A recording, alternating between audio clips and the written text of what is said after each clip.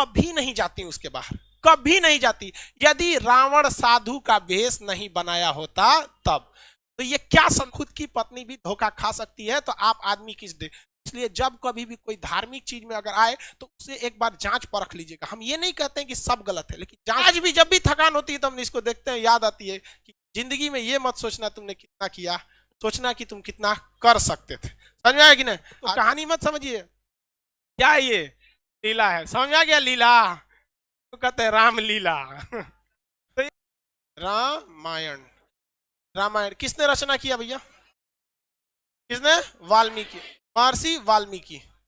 वाल्मीकि, वाल्मीकि में ऐसे रहेगा ना, अंदाजे कभी कभी सही हो जाता है, कभी गलत हो जाता है। वाल्मीकि जी ने महाभारत रामायण की रचना किया। प्रारंभ में इसमें श्लोकों की संख्या जो थी 12,000 थी, लेकिन बाद में इसमें कितना हो गया? 24,000। कितने हजार हो गए? 24,000। ठीक है। रामायण के जो खंड है, क्या है? खंड है। उन्हें क्या कहा जाता है? भाग बोले तो लेसन। रामायण में एक तरह का लेसन समझिए। देखिए, उस आज के चीजों से मिला लीजिएगा तो समझने में आसानी होगा। हम भाग पढ़ाते रह जाएंगे, समझ लेसन बोलेंगे तुरंत समझ में आएगा। कितना लेसन है? 7। इसके लेसन को क्या कहा जाता था? कांड। क्या कहा जाता है? कांड। कितने कांड है? 7। अब इसमें दो ही चीज पूछता है, सबसे बड़ा कांड कौन सा है? युद्ध कांड। सबसे बड़ा कांड युद्ध कांड। और सबसे महत्वपूर्ण कांड कौन सा है? सुंदर कांड। कौन सा कांड? सुंदर कांड। अक्सर देखते होंगे पंडित जी आते होंगे, क्या है भैया? तो सुंदर कांड हो रहा है, यज्ञ वगैरह होगा बहुत बड़े पैमाने पर, और पंडित जी एकदम लय में गाएंगे एकदम बढ़िया सुंदर कांड। समझ में आ गया कि नहीं आ गया? तो रामायण के खंडों को क्या कहा गया? कांड। कितने कांड है? सबसे बड़ा कांड युद्ध कांड। कौन सा कांड? युद्ध कांड। कौन सा कांड? युद्ध कांड। मटेरियल में नहीं लिखा होगा तो आप लोग लिख लेंगे वहां पे कांड में। और सबसे महत्वपूर्ण कांड सुंदर कांड। कौन सा कांड? सुंदर कांड। कौन सा कांड भैया? सुंदर कांड। आप लोग भी अपने घरों में सुंदर कांड वगैरह करा सकते हैं। पूजा पाठ अच्छी चीज है, पूजा पाठ कराना चाहिए। कम से कम जोने बहाने जिस दिन तक पूजा रहता है आदमी कम से कम वो दिन कोनो गलत काम नहीं करता है। सबसे बड़ा तो फायदा इंस्टेंट दिखता है, आगे हो ना हो लेकिन कम से कम उस दिन आदमी कुछ नहीं करता है। जिसके घर में हरि कीर्तन होता है या यज्ञ वगैरह होता है, या मुस्लिम में जिनके घर में कुरान खानी होता है, कम से कम वो उस दिन कुछ गड़बड़ नहीं करता है। भाई आज पूजा पाठ है, हटाओ यहाँ पे ये कांड। अब देखिए, महाभारत रामायण जो है ना, ये तो है भैया क्या चीज? एक काव्य है, लेकिन एक्चुअली में रामायण एक लीला है। लीला मतलब समझते हैं? Match fixing. पहले से रामायण में हर चीजें क्या थी? फिक्स थी। लेकिन हमारे देश की शिक्षा व्यवस्था इतनी चौपट कि हमें और आपको समझने का मौका ही नहीं दिया, और इसे एक धार्मिक किताब बांध के रख दिया। रामायण को अक्सर कहा जाता है रामलीला। देखते हैं, ये राम जी की क्या थी? लीला थी। राम जी की क्या थी? लीला। अगर आप इसके छोटे से छोटे चीजों को अगर आप समझेंगे, कोई भी चीज को अगर समझेंगे, छोटे से छोटे चीज को, तो आज के जीवन में आपको बहुत सारी चीजें सीखने को मिलेगी।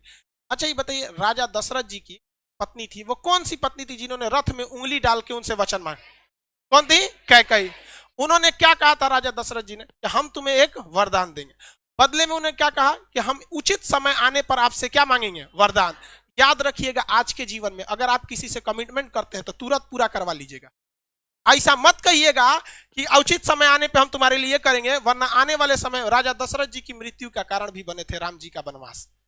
कौन बर्दाश्त करेगा वहां पे? राम जी का। लक्ष्मण जी को तो वनवास नहीं था, वो तो साथ में चले गए थे, भाई के स्नेह में चले गए थे कि नहीं? तो ये आप इसका ध्यान रखें। ये क्या चीज था? ये आने वाले कलयुग के लोगों को दिखाने के लिए एक प्रेरणा की स्रोत थी। कि देखिए, आज उन सबको पता था भगवान जी को आने वाले समय में एग्रीमेंट वगैरह बहुत होगा, बिजनेस आगे जाएगा, जीएसटी उष्टी, तो कैसे खुल के थोड़े बोलेंगे कि एग्रीमेंट में ऐसे मत करना।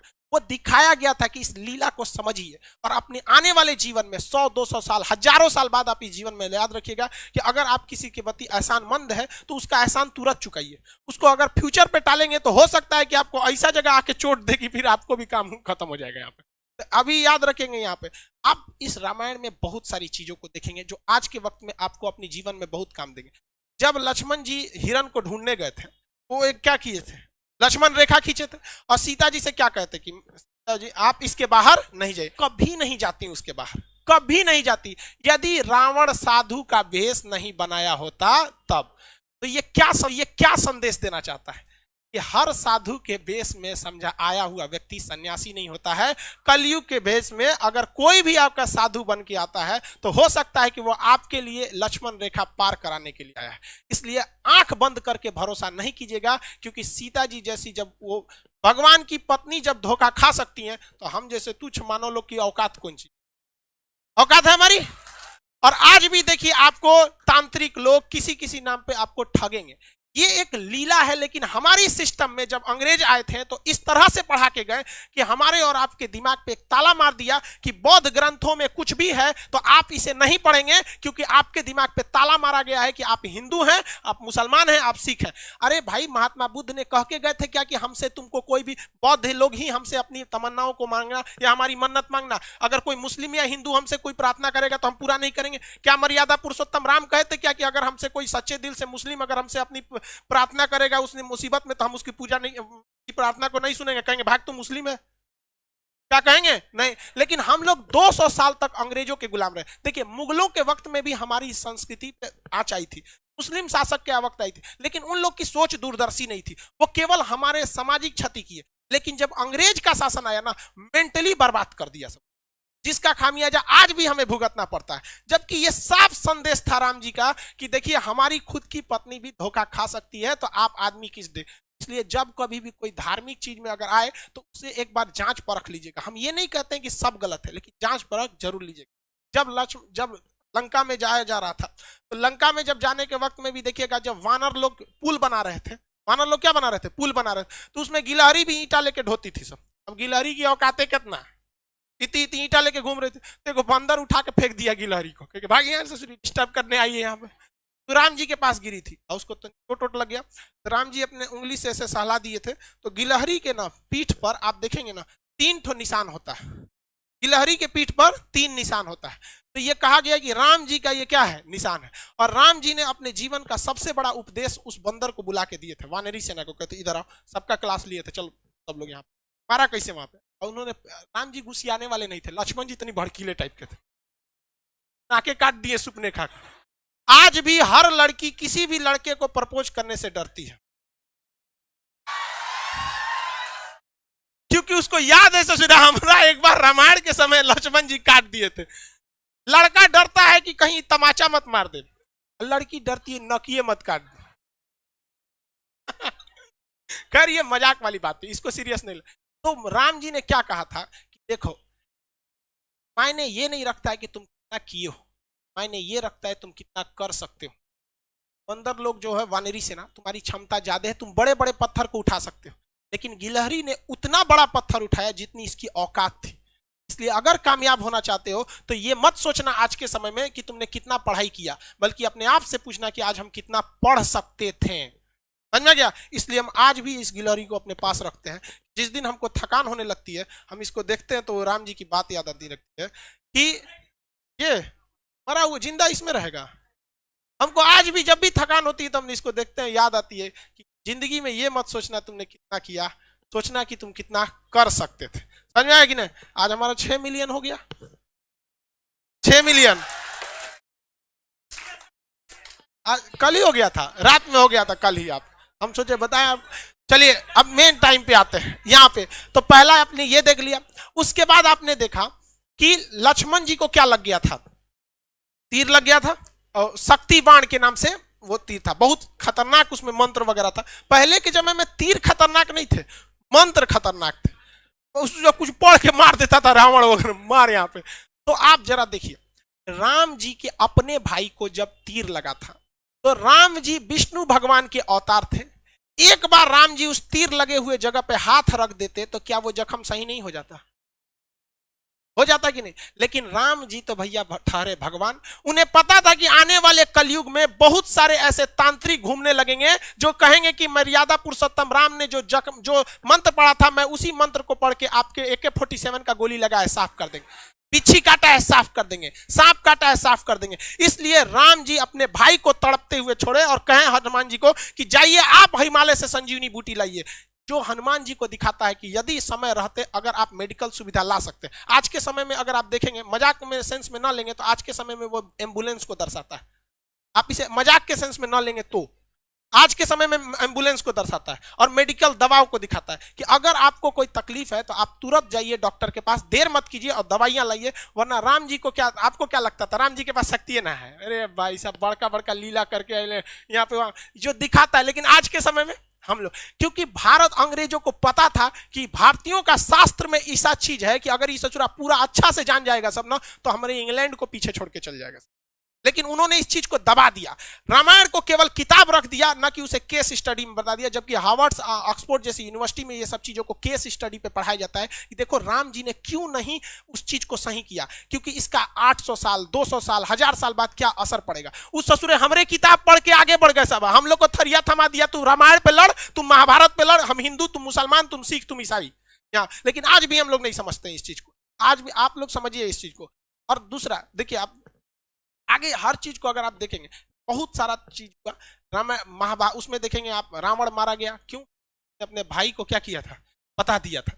जबकि रावण नहीं मारा जाता अगर वो अपने भाई को नहीं बताता कि मेरी नाभि में अमृत। इसलिए ये क्या दर्शाता है, ये यही दर्शाता है कि अगर आप किसी राज को चाहते हैं छुपा लेना, इसका सबसे अच्छा तरीका है कि किसी को ना बताएं। क्योंकि अगर आप अपने करीबी को कोई राज बताते हैं तो करीबी का भी कोई ना कोई करीबी होता है।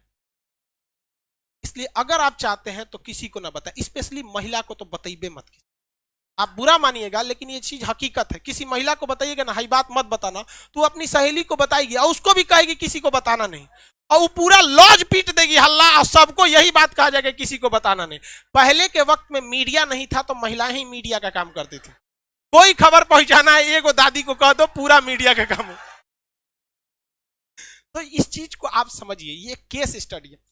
राम जी बड़ा बड़ा लंका जलाया गया, ये हुआ, ये सारा चीज। लेकिन जब वनवास काट के जब वो घर आए, तो घर पे आए तो सबको पता है कि सीता जी 83 दिन तक लंका में थी। लेकिन रावण को श्राप भी तो था कि अगर वो सीता जी को गलत नियति से टच भी करता है तो भस्म हो जाएगा, था कि नहीं था? पूरी दुनिया जानती थी कि सीता जी एकदम पवित्र है। लेकिन जब वो अयोध्या पहुंची तो राम जी लोगों ने सवाल उठा दिया कि सीता जी को अग्नि परीक्षा देनी पड़ी। सवाल उठाया गया था कि नहीं उठाया? तो राम जी कभी नहीं चाहते थे कि वो अपनी पत्नी को, जगत जननी मां सीता को, वो अग्नि परीक्षा में बैठाएं। लेकिन समाज में आकर उन्होंने कहा कि 90% लोग को विश्वास है कि सीता जी क्या है, एकदम पवित्र है। इवन कि अशोक वाटिका में रावण रखा था तो उसके अंदर भी बहुत ज्यादा इंसानियत थी। और कहा भी, मतलब एक रावण के, बहुत से लोग रावण की इंसानियत को भी कहते हैं और कहते भी है कि सीता जी को पवित्र लौटाया गया था। तो ये राम जी की मर्यादा, राम जी की बहादुरी तो थी ही, लेकिन इससे कहीं ज्यादा रावण की इंसानियत भी थी। और जो दशहरा के दिन रावण को जलाते हैं तो एक कोटेशन आता है, ये रावण भी बोलता है, मुझे आग लगाने वालों जरा ये बताओ इस भीड़ में राम कौन है। लेकिन हम लोग दशहरे में उस रावण को जलाते हैं। हकीकत देखिएगा तो उससे नीच और आदमी आज हम लोग बन के बैठे, हम लोग से कहीं ज्यादा इंसानियत उस रावण में था उस वक्त में। लेकिन राम जी अयोध्या आए ना तो 90% लोगों को पता था, 90% लोग खुश थे कि आज हमारे मर्यादा पुरुषोत्तम राम आ गए। लेकिन उस समय भी लोगों की कमी नहीं थी, लोग की कमी उंगली उठाने की नहीं थी। लोगों ने भगवान पर उंगली उठा दिया और भगवान ने सोचा कि चलो ना हम अग्नि परीक्षा दे देंगे, जगत जननी मां सीता तो पवित्र ही है, अग्नि परीक्षा में क्या हो जाएगा, सफल तो हो ही जाएंगे। हुआ भी वही, मां सीता अग्नि परीक्षा में बैठी और कहा गया भैया अगर पवित्र रहेंगी तो आग नहीं जला पाएंगी और अब अपवित्र है तो आग जला देगी। क्या सीता जी को आग जला पाई थी? नहीं। लेकिन हुआ क्या उसके बाद, जब सीता जी आई तो रो दी। मुझे दुनिया से मतलब नहीं था, ये राम जी आपसे मतलब था। राम जी आपने ही जब हम पे कह दिया अग्नि परीक्षा के लिए तो ये दुनिया मेरे किसी काम के नहीं। वो धरती माँ से जन्मी थी और धरती माँ में समा गई। जो क्या दर्शाता है कि जीवन में आप कितने भी बढ़ जाइएगा लोग आप पे उंगलियां जरूर उठाएंगे। जब राम जी को नहीं छोड़ा लोगों ने उंगली उठाने में तो हमारी और आपकी क्या औकात है। और ये यही बताता है कि राम जी अगर उन 10% लोगों को डांट देते ना, चल भाग यहां से, तो माँ सीता को अग्नि परीक्षा नहीं देनी होती। लव और कुश को छोड़कर मां सीता कभी नहीं जाती, बचपन में बेचारे रोते रह गए। इसलिए अगर 2 कौड़ी के लोगों को अगर खुश करने के चक्कर में रहेंगे तो आपका अपना जीवन बर्बाद हो जाएगा। राम जी का पूरा परिवार बर्बाद कर दिया इन 2 कौड़ी के लोगों ने यहां पर। इसलिए जीवन में याद रखिएगा, जब भी आगे बढ़ेंगे लोग आप पे सवाल उठाएंगे। लेकिन हमारे अंग्रेजों ने ये बर्बाद कर दिया। आज किसी मुसलमान को कहिएगा ना रामायण की तुम्हें पाठ सुनाते, नहीं सुनेगा। और इवन कि आपको अगर कोई कुरान की बात सुनाएगा तो आप अगर दूसरे धर्म के तो आप भी नहीं करें। ये कोई किसने ये जहर बोया हमारे अंदर, किसने? हाँ भाई साहब, ये 200 साल जो अंग्रेज गए सब ना, अंग्रेज भाई साहब बहुत दिमाग वाले थे। वो लोग को पता था कि भाई साहब तलवार की ताकत से, देखिए मुगल जब आए थे सब तो वो तलवार से लोगों को काटे थे सब, और अंग्रेज आए सब तो कलम से लोगों को काटा गया। और वो खुद लिख के गए थे, the power of pen is more than the power of sword. कलम की ताकत तलवार से ज्यादा होती है। हमारा वैचारिक नपुंसक बना के चले गए सब अंग्रेज, हमारी शिक्षा व्यवस्था को बर्बाद कर दिया। और इससे लड़ने का काम किया था राजीव दीक्षित ने, और इसमें किसी न किसी की चाल थी जिन्होंने राजीव दीक्षित को आकस्मिक मृत्यु कर दिया, और जो हमारी वैचारिकता को एक ग्लोबल लेवल पर ले जा रहे थे। तो खैर आप भी समझते हैं, इस सब चीज में मत पड़िएगा, धार्मिक चीजें गलत होती है, लेकिन हम लोग इसके शिकार हुए हैं, हम लोग को शिकार बनाया गया है ये अंग्रेजों ने। सज्जनों को समझ में नहीं आता, धीरे धीरे विकास होगा। लेकिन आप अगर समाज को देखेंगे ना, तो समाज का एक ऐसा हिस्सा है जो अब इस सब चीजों से हट रहा है। उसे नहीं मतलब है कि धार्मिक चीजें क्या है, हिंदू मुस्लिम सिख ईसाई क्या है, वो अब इंटेलेक्चुअल पे जा रहा है। लेकिन समाज का एक हिस्सा ऐसा भी है जो ससुरा इसमें और ज्यादा क्या होते जा रहा है, बनते जा रहा है। यार आप पढ़े लिखे हैं, आप इस चीज को समझिएगा। तो रामायण क्या है, एक तरह की लीला है जो बताता है कि भाई साहब आप सबको संतुष्ट नहीं कर सकते। बेहोश हो गया क्या कोई? अभी के समय में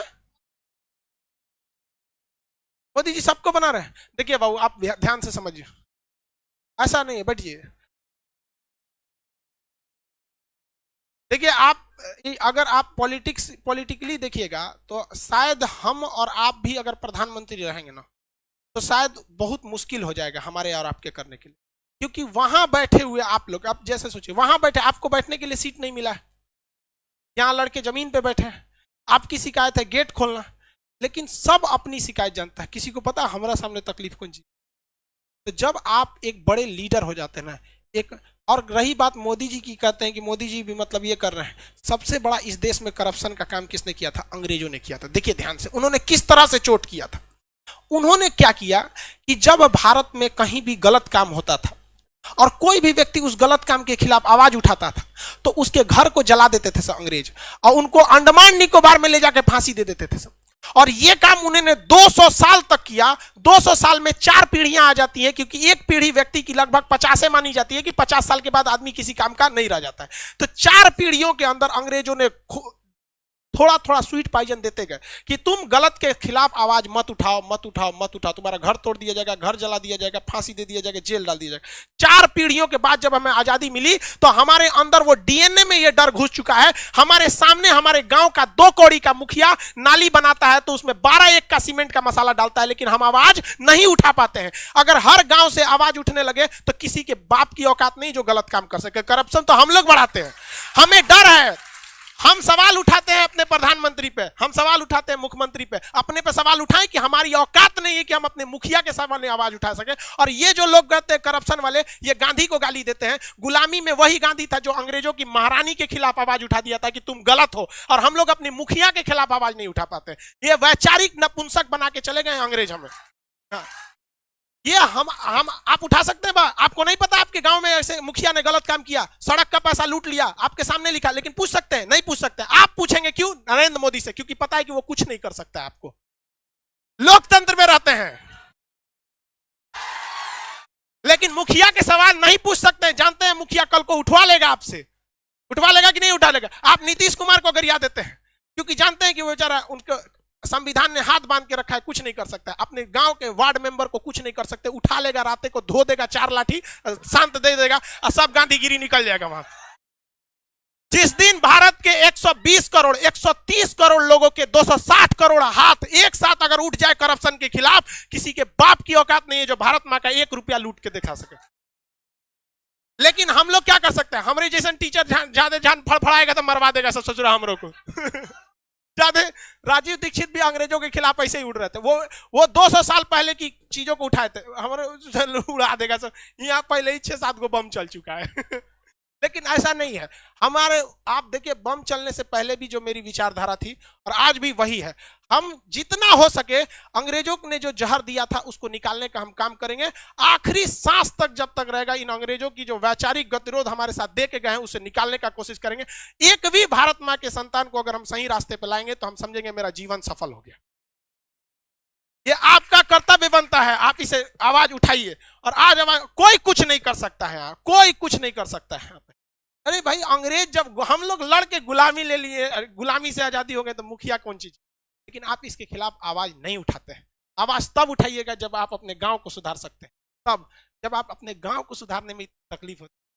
अरे देश के प्रधानमंत्री को देश सुधारने में कितनी तकलीफ होती है, बहुत टाइम लग, किसी की बात करते हैं। हमको मोदी जी से कोई एक वीडियो बनाए थे हम, लड़का कमेंट किया था, सर आप मोदी जी के भक्त हो गए, तो नीचे एक लड़का उसका रिप्लाई दिया था, कल वाला वीडियो देख लो। हम मिडिल वाला काम नहीं करते, हाँ या ना। जब जब कोई गलती सरकार से होती है, किसान आंदोलन, किसी चीज हम सीधा विरोध कर देते हैं, चाहे अगर गलत है तो गलत, सही है तो सही। बीच वाला रास्ता हम अंग्रेज वाला काम नहीं करते हैं, तू नहीं होता है। आप भी आवाज उठाइए। तो आप मेरे ख्याल से आप रामायण समझ गए, हाँ, इसको कहानी मत समझिए। क्या है ये? लीला है, समझ आ गया लीला, तो कहते हैं राम लीला।